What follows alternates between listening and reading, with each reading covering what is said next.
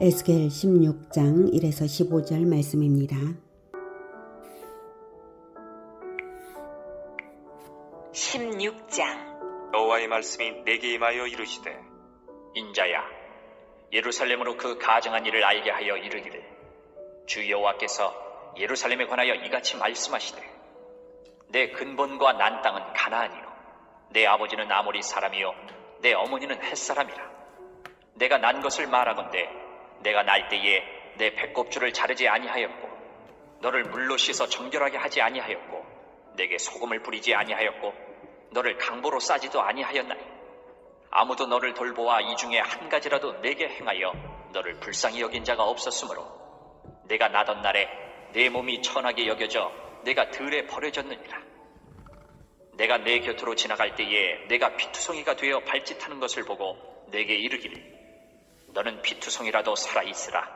다시 이르기를, 너는 피투성이라도 살아있으라 하고, 내가 너를 들에 풀같이 많게 하였더니 내가 크게 자라고 심히 아름다우며 유방이 뚜렷하고 내 머리털이 자랐으나 내가 여전히 벌거벗은 알몸이더라. 내가 내 곁으로 지나며 보니 내 때가 사랑을 할 만한 때라. 내 옷으로 너를 덮어 벌거벗은 것을 가리고 내게 맹세하고 언약하여 너를 내게 속하게 하였느니라. 나주 여호와의 말이니라. 내가 물론 내 피를 씻어 없애고 내게 기름을 바르고 수놓은 옷을 입히고 물돼지 가죽신을 신기고 가는 배로 두르고 모시로 덧입히고 폐물을 채우고 팔고리를 손목에 끼우고 목걸이를 목에 걸고 코고리를 코에 달고 귀고리를 귀에 달고 화려한 왕관을 머리에 씌웠나니, 이와 같이 내가 금 은으로 장식하고 가는 배와 모시와 수놓은 것을 입으며 또 고운 밀가루와 꿀과 기름을 먹음으로 극히 곱고 형통하여 왕후의 지위에 올랐느니라. 내 화려함으로 말미암아 내 명성이 이방인 중에 퍼졌음은 내가 내게 입힌 영화로 내 화려함이 온전함이라. 나주 여호와의 말이니라. 그러나 내가 내 화려함을 믿고 내 명성을 가지고 행음하되 지나가는 모든 자와 더불어 음란을 많이 행함으로 내 몸이 그들의 것이 되도다. 사랑하는 형제 여러분, 5월 29일 월요일 저녁 목상에 오신 것을 환영합니다. 15장에서 하나님은 수풀에 있는 야생 포도나무는 좋은 열매를 맺지 못하는 한 쓸모가 없으므로 땔감이 될 수밖에 없는 것처럼 예루살렘 주민들도 그들에게 심판을 선언하셨습니다. 에스겔 15장 6에서 8절 제가 읽어드리겠습니다. 그러므로 주 여호와께서 이같이 말씀하셨느니라. 내가 수풀 가운데 있는 포도나무를 불에 던질 땔감같이 되게 한 것 같이 내가 예루살렘 주민도 그같이 할지라. 내가 그들을 대적한즉 그들이 그 불에서 나와도 불이 그들을 사르리니 내가 그들을 대적할 때에 내가 여호와인 줄 너희가 알리라. 내가 그 땅을 황폐하게 하리니 이는 그들이 범법함이니라. 나 주 여호와의 말이니라 하시니라. 포도나무가 땔감이 되지 않으려면 진작에 좋은 열매를 맺기 위해 물가에 옮겨 심어졌어야만 할 것입니다. 즉 유다 백성들은 하나님을 가까이 하여 연합했어야만 할 텐데요. 본장에서 하나님은 유다 백성들을 그렇게 은혜로 가까이 끌어당겨 주셨음을 말씀하십니다. 그럼에도 불구하고 심판에 이르도록 패역한 백성이 되어버렸다고 하나님의 헌신과 유다의 패역을 대조해 보이시는 것이 본장인데요. 먼저 고아처럼 버려진 갓난아이가 양육되어서 혼인까지 하였으나 결국 음행의 죄를 범하는 데까지 타락하게 되는 음란한 여자의 비유를 통해서 유다 백성들의 과거, 현재를 돌아보게 하시고 장래의 운명을 말씀하시고자 하신 것입니다. 2절에 인자야 예루살렘으로 그 가증한 일을 알게 하여. 5절까지는 이제 과거 애굽 아래서 처참하게 노예로 있을 때의 절망적 상태를 비유한 것입니다. 그런 가련한 자를 구출해서 왕후처럼 되게 했는데 배반했으니 그토록 가증한 일이 어디 있겠느냐고, 가증한 일을 알게 하겠다. 인자야 예루살렘으로 그 가증한 일을 알게 하겠다라고 이제 말해보겠다 하시는 것입니다. 3절 이르기를 주 여호와께서 예루살렘에 관하여 이같이 말씀하시되 내 근본과 난 땅은 가나안이요 내 아버지는 아모리 사람이요 내 어머니는 헷 사람이라. 네. 가나안인과 아모리인과 헷 족속은 대표적으로 악한 족속들입니다. 그래서 하나님께서 증오하시고 이스라엘로 하여금 단죄하게 하신 역사를 이스라엘은 잘 알고 있습니다. 그런데 이스라엘이 오히려 그들보다 결코 나을 것이 없을 만큼 타락해 버렸으므로 마치 가나안 땅에 살고 아버지 아모리 사람과 헷 족속 사이에서 태어난 그러한 자식처럼 그들보다 결코 나을 것이 없을 만큼 타락해 버렸으므로 하나님은 이스라엘더러 너희들이 하나님 자식들이 아니라 바로 마귀 자식들이라는 뜻으로 말씀하시는 거죠. 내가 마귀 자식들을 키웠구나 한탄하시는 것이죠. 4절 내가 난 것을 말하건대 내가 날 때에 내 배꼽줄을 자르지 아니하였고 너를 물로 씻어 정결하게 하지 아니하였고 내게 소금을 뿌리지 아니하였고 너를 강보로 싸지도 아니하였나니. 네. 이것은 이제 아기를 출산했을 때에 그 당시에 이제 풍습들을 가지고 하나님 말씀하시는 것이고요. 그런데 그렇게 이제 아기에 대한 그러한 그 풍습대로도 하지 않고 그 보호의 방법대로 하지 않았다는 거죠. 그렇게 해도 되지 못한 갓난 아기가 버려진 것을 말씀하시는 거예요. 아무도 너를 돌보아 이 중에 한 가지라도 내게 행하여 너를 불쌍히 여긴 자가 없었으므로 아무도 단 한 가지도 강보로 싸지도 않고 물로 씻지 배꼽줄조차 자르지도 않고 물로 씻지도 않고 소금도 뿌리지 않고 이렇게 한 거죠. 아무 한 가지도 내게 행한 자가 없어서 너를 불쌍히 여긴 자가 없었으므로 내가 나던 날에 내 몸이 천하게 여겨져 네가 들에 버려졌느니라. 선민 이스라엘 백성이 하나의 민족으로 형성되기까지의 초기 상황, 즉 애굽인들이 멸시와 압박을 받으며 민족 말살의 위기까지 경험하였던 때의 일들을 비유한 것입니다. 돌발 줄 사람 하나도 없이 버려진 갓난아기처럼 그렇게 연약하고 불쌍했다. 곧바로 이제 죽을 생명을 잃을 그런 위기에까지 처했었잖아요. 그것을 비유하고 계신 것입니다. 6절 내가 내 곁으로 지나갈 때에 내가 피투성이가 되어 발짓하는 것을 보고 내게 이르기를 너는 피투성이라도 살아있으라. 다시 이르기를 너는 피투성이라도 살아있으라 하고 반복적으로 피투성이라도 살아있으라라고 간절한 마음으로 구원하시고자 은혜로운 결단을 하신 하나님이십니다. 그래서 이제 보호하셨다는 것이죠. 어릴 적부터 아주 이스라엘이 갓난아기처럼 그런 연약하던 어릴 적부터 말입니다. 7절 내가 너를 들의 풀같이 많게 하였더니 네가 크게 자라고 심히 아름다우며. 그래서 하나님의 보호하심으로 말미암아 이제 생명이 계속해서 성장이 되었습니다.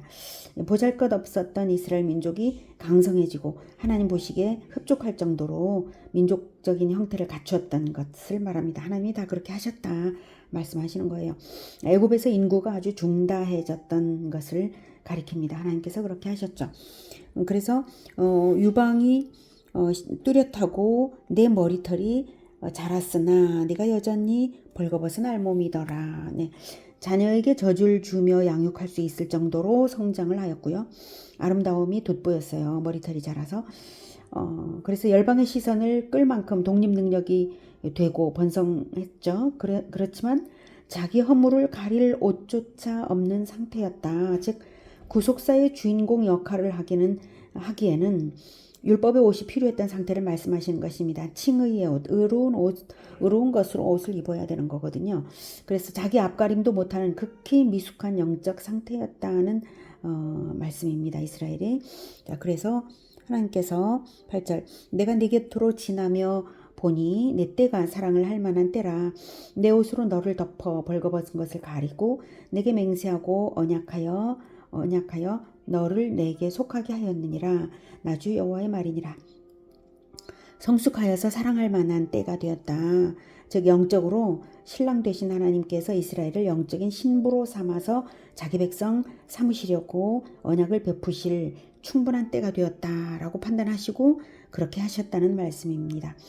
구체적인 역사적 사건으로는 결혼식에 비유할 만한 사건이죠. 시내산 언약식 사건입니다. 이스라엘을 출애굽시켜서 이제 시내산 언약으로 이스라엘과 하나님과의 관계를 맺었죠.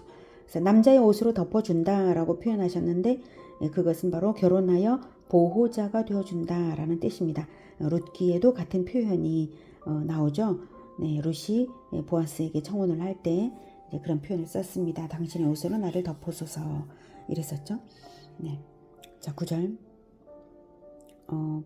내가 물로 내 피를 씻어 없애고 내게 기름을 바르고 수놓은 옷을 입히고 물돼지 가죽신을 신기고 가는 배로 두르고 못으로 덧입히고 폐물을 채우고 팔고리를 손목에 끼우고 목걸이를 목에 걸고 코고리를 코에 달고 귀고리를 귀에 달고 화려한 왕관을 머리에 씌웠나니. 네, 이런 것들은 이제 뭐 그 당시에 문화로 그 당시에 이제 풍습과 문화를 바탕으로 해서 이제 온갖 화려한 것들로 다 치장을 해주셨다라는 뜻입니다. 신부에 대한 그런 최고의 치장을 해주셨다는 뜻이죠.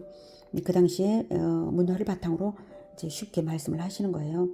13절. 이와 같이 네가 금 은으로 장식하고 가는 배와 모시와 수놓은 것을 입으며 또 고운 밀가루와 꿀과 기름을 먹음으로 극히 곱고 형통하여 왕후의 지위에 올랐느니라. 만유의 통치자이신 하나님의 영적인 왕후가 되어서 그에 걸맞게 화려한 치장을 했다는 말씀이죠. 즉 주변 국가들에 뒤지지 않는 강대국으로 만드셨고 백성들을 귀하게 보호하셨다는 의미입니다. 14절.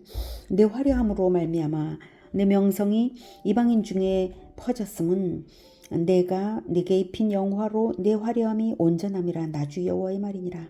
이것이 다 내가 너에게 허락해서 그렇게 된 거야 라고 말씀하십니다. 솔로몬의 그때의 풍요가 그랬죠. 이방인 중에 명성이 퍼졌습니다. 온 열방에 명성이 드높아질 만큼 강력한 경제력과 찬란한 물질 문명을 누렸습니다. 그래서 여러 나라에서 그 솔로몬의 지식과 그 경제력을 보기 위해서 물질 문명을 이렇게 본따 가려고 많이 찾아왔었죠. 대표적으로 스바의 여왕이 먼 데서 금은 보화를 가지고 찾아왔었고요. 자, 그것이 모두 여호와 하나님께서 입히신 영화였기에 그랬던 것인데요. 문제는 15절처럼 되었다는 거예요. 그러나 네가 네 화려함을 믿고 내 명성을 가지고 행음하되 지나가는 모든 자와 더불어 음란을 많이 행함으로 네 몸이 그들의 것이 되도다. 하나님이 베푸신 은혜에 걸맞지 않게 행하고 말았습니다. 그것을 주신 하나님을 잊어버리고 마치 그것이 원래 자기의 것이었던 것처럼 자만스럽게 행동했습니다. 하나님으로부터 눈을 돌려서 물질적 번영을 바라볼 때 음행이 시작되고 비극으로 치닫게 되는 것입니다. 하나님으로부터 눈을 돌려서 자기 자신의 잘남을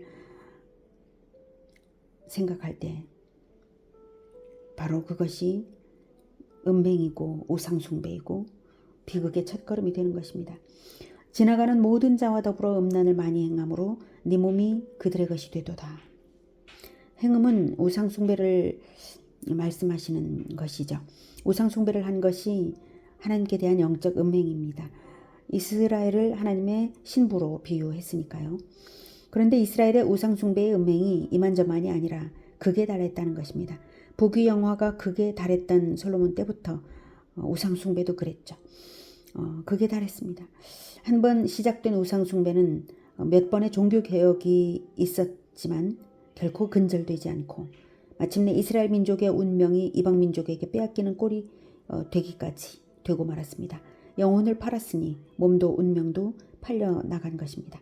이스라엘 민족이 마침내 아수르에게 망하고 바벨론 포로가 되어 70년 포로 생활을 거쳐야 했던 것은 바로 이러한 배반의 역사 때문입니다. 우리는 이래서는 안 되겠습니다.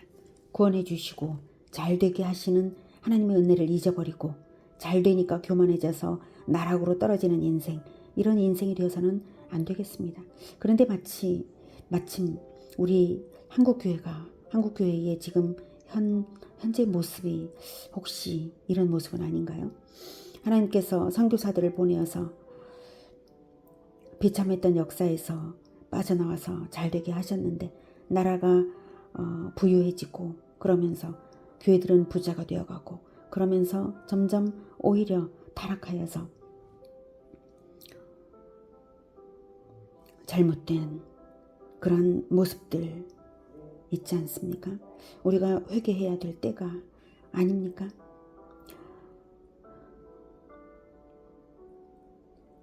그러므로 예수님께서는 가난한 심령이 천국 백성의 첫째 자세라고 산상수훈 첫 일성으로 말씀하셨습니다.